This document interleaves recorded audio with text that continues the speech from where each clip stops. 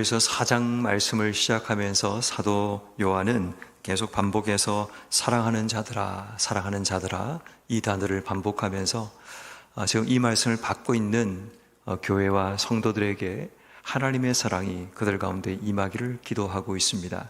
특별히 오늘 성경 말씀에 1절에도 말하고 있지만 영들을 다 믿지 말고 하나님께 속하였나 분별하라 라고 이야기를 합니다. 하나님께 속하였나 분별하라 라는 이 말씀이 오늘 본문 가운데 굉장히 중요한 키워드가 되겠습니다. 하나님께 속해 있는지 그렇지 않는지를 우리가 분별하지 않으면 우리를 향한 수많은 미혹들에 우리의 삶이 넘어질 수 있다는 겁니다. 그 당시 영지주의자들이라고 불려지는 사람들은 영과 육을 철저하게 구분해서 영은 거룩하고 또 소중한 것이지만 육에 속한 것은 모든 것이 악하다라고 분별하는 그런 생각들을 가지고 있었습니다. 그런 생각을 가지고 있다 보니까 그들의 문제는 뭔가 하면 신뢰한 것만 추구하고 이 땅 속의 모든 육적인 것들은 다 악하다고 분별하게 됩니다. 그러다 보니까 그들에게 어떤 태도와 행동을 가지는가 하면 예수님께서 육체를 입고 오신 성육신하신 사건을 부정합니다. 그리고 예수님께서 이 땅 속에 당하셨던 순환과 고난도 그들이 거절합니다. 예수님은 하나님이시기 때문에 절대로 육이라는 악함을 입고 올 수 없다라는 그들의 생각이 그 모든 이론들을 만들어가게 된 겁니다. 그래서 사도 요한은 분명하게 그들에게 말을 하기 시작하죠. 하나님께 속한다는 것은 우리의 삶에 다가오는 수많은 유혹들과 수많은 미혹들로부터 영을 분별하는 그 삶에서 시작되어야 된다라는 거죠. 어떤 의미에서 여러분 우리에게도 마찬가지입니다. 수많은 영적인 도전들이 우리에게 찾아오고 있는데 지금 우리가 사는 시대에도 수많은 미혹하는 미디어와 문화들과 또 사람들의 말들이 그냥 나는 정신을 차리고 있다고 생각하고 있지만 어느 순간 나도 모르는 사이에 그냥 넘어가고 있는 그런 일들이 일어나고 있습니다. 그래서 여러분 우리가 필요한 것이 뭐냐면 미혹에 있어서 영을 분별하는 지혜가 우리에게 필요합니다. 특별히 오늘 성경 말씀에 하나님께 속해 있다라는 키워드를 우리에게 던지면서 하나님께 속해 있다면 영을 분별해야 된다라고 이야기합니다. 왜냐하면 영을 분별하지 않으면 내가 누구에게 속해 있는가를 우리가 알지 못하게 되고, 이 말을 조금 더 바꾸어 얘기하면 모든 삶의 순간순간마다 내가 하나님께 속해 있으면 모든 상황 속에 분별하는 지혜가 필요하다라고 생각할 수 있습니다. 특별히 우리가 하나님께 속해 있다라는 사실을 제일 먼저 우리가 분별해야 할 것이 무엇인가 하면 2절 말씀에 보면 너희가 하나님의 영을 알지니 예수께서 육체로 오신 것을 시인하는 영마다 하나님께 속한 것이고, 3절 예수를 시인하지 아니하는 영마다 하나님께 속한 것이 아니다. 곧 적그리스도의 영이다. 굉장히 강력하게 지금 이야기를 하고 있죠. 하나님께 속해 있다라는 것은 지금 예수님께서 육체를 입고 이 땅에 오셨다는 사실은 팩트이고 사실입니다.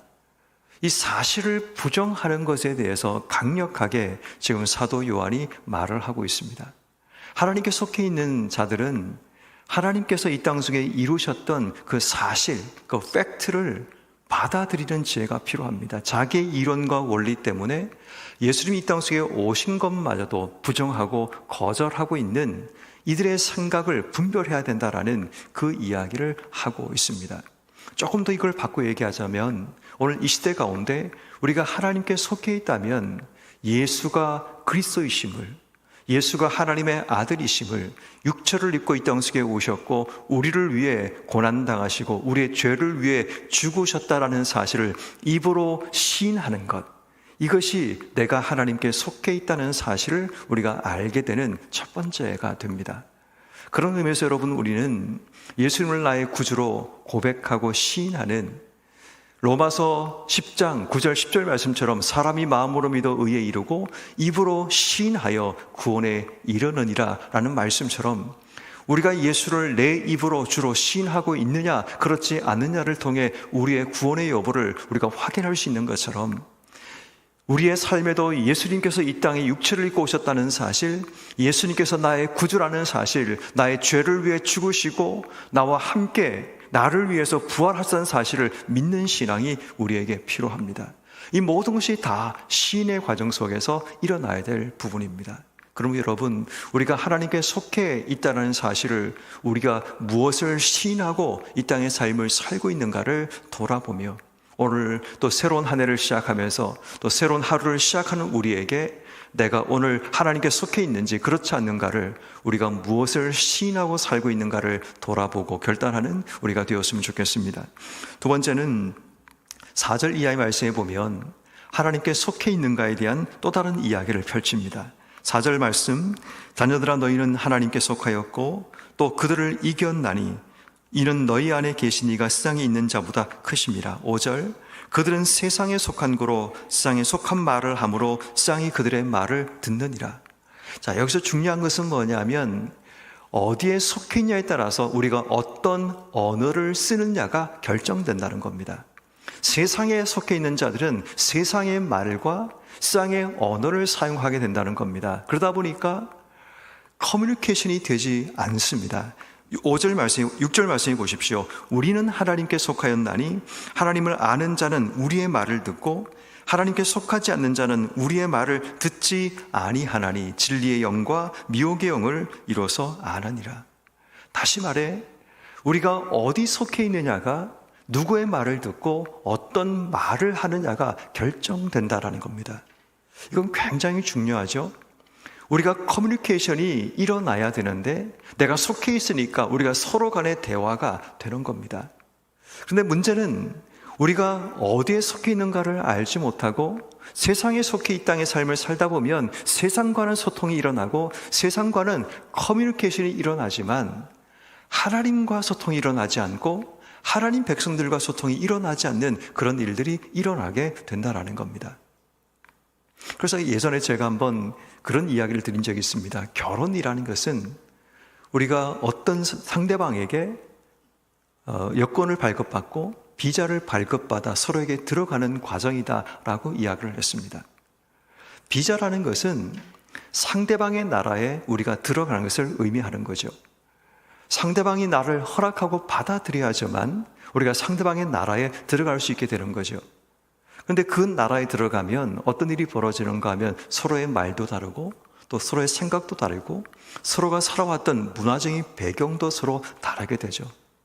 서로가 서로의 말을 이해하고 서로의 문화를 이해하려면 시간이 필요한 겁니다. 마찬가지로 여러분, 우리가 하나님께 속해 있다는 것은 우리가 하나님 나라의 언어를 사용하고 하나님 나라의 언어가 내 귀에 들려져야 합니다. 근데 세상에 속해 있으면 세상의 언어와 세상의 말은 잘 들리지만 하나님 나라의 언어가 잘 들리지 않습니다. 그래서 사도 요한은 우리에게 말하기를 우리가 하나님께 속해 있는가를 지금 내 귀에 어떤 말이 들리고 어떤 말을 듣고 있고 어떤 말을 하고 있는가를 통해 우리가 확인해야 된다라고 이야기를 합니다. 여러분, 우리는 어떤 말을 쓰고 있으십니까? 어떤 말이 귀에 들리십니까?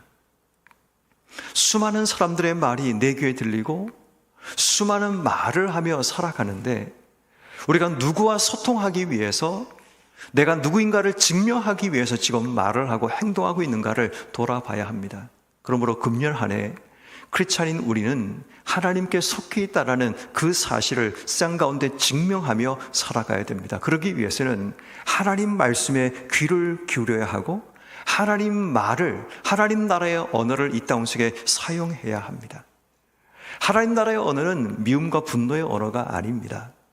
하나님 말씀은 우리에게 가장 중요한 우선순위가 되어야 합니다. 수많은 사람이 나에게 조언을 하고 또 수많은 경험치가 유튜브를 통해 우리에게 소개되고 우리에게 알려지고 있지만 그것보다 우리에게 중요한 것은 하나님이 우리에게 무슨 말씀을 하시는가. 2020년을 시작하면서 우리가 가장 우선적으로 집중하고 서야 되는 삶의 자리는 하나님이 우리에게 무슨 말씀을 하시는가. 이것이 우리가 하나님께 속해 있음을 증명하며 살아가는 우리의 삶이어야 한다는 사실입니다.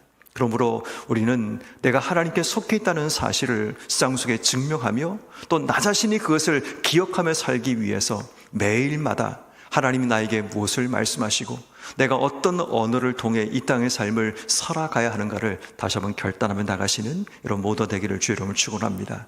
마지막 세 번째는 하나님께 속해 있음을 세 번째 7절 이하의 말씀에서 말하고 있습니다. 사랑하는 자들아, 우리가 서로 사랑하자. 사랑은 하나님께 속한 것이니 사랑하는 자마다 하나님으로부터 나서 하나님을 알고 사랑하지 아니하는 자는 하나님을 알지 못하나니 이는 하나님은 사랑이십니다. 하나님께 속해 있다는 사실을 세 번째, 사랑하는 행동을 통해 하나님께 속해 있음을 증명해야 합니다.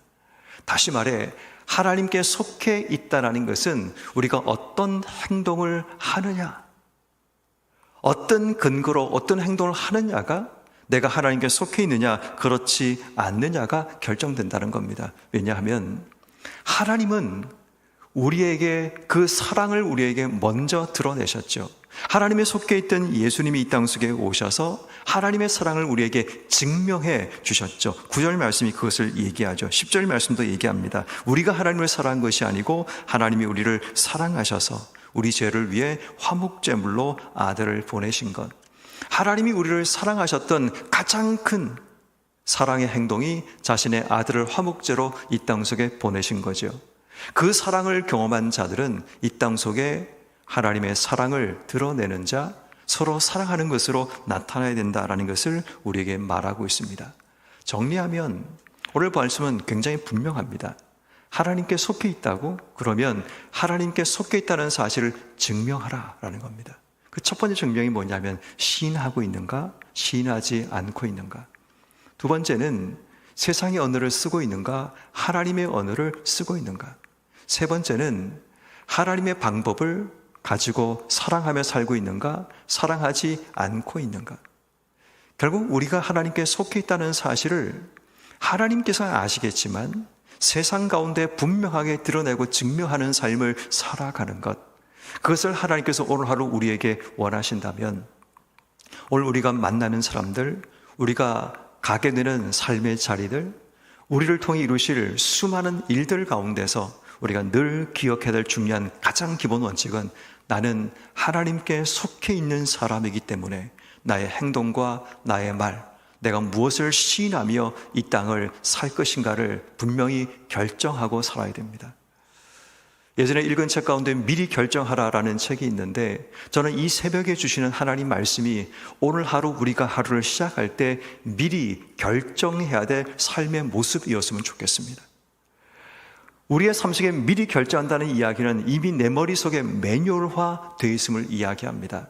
어떤 상황이 찾아와도 내가 미리 결정한 내용들이 내 삶 속에 자연스럽게 반응으로 나타나는 것, 그것이 우리에게 이 새벽에 하나님 말씀을 듣고 결단하며 기도함을 통해 분명히 오늘 우리에게 내가 주님을 시인하지 못하는 상황이 올 수도 있고 내 삶이 세상의 언어와 하나님 언어 가운데 세상의 언어의 미움과 분노의 언어를 사용할 수도 있고 사랑하지 못하며 살아가는 우리의 삶의 자리가 분명히 있을 수 있습니다. 그때마다 하나님 말씀을 기억해내고 내가 하나님께 속했다는 사실을 분명히 기억하여 우리의 말과 행동, 또 우리의 모든 삶의 자리에서 예수를 주로 시인하는, 내가 하나님의 사람임을 분명히 드러낼 수 있는 그런 삶의 결단이 우리에게 일어나야 합니다. 그러므로 미리 결정된 나는 오늘 하나님께 속한 자로 내가 분명히 시인하고 하나님 나라의 언어를 사용하고 하나님께 속한 사랑의 행동을 통해 오늘도 하나님께 속해 있음을 세상 가운데 증명하며 나가는 우리가 되기를 기도하고 나가시는 여러분 한 분 한 분 되기를 주의 이름으로 축원합니다.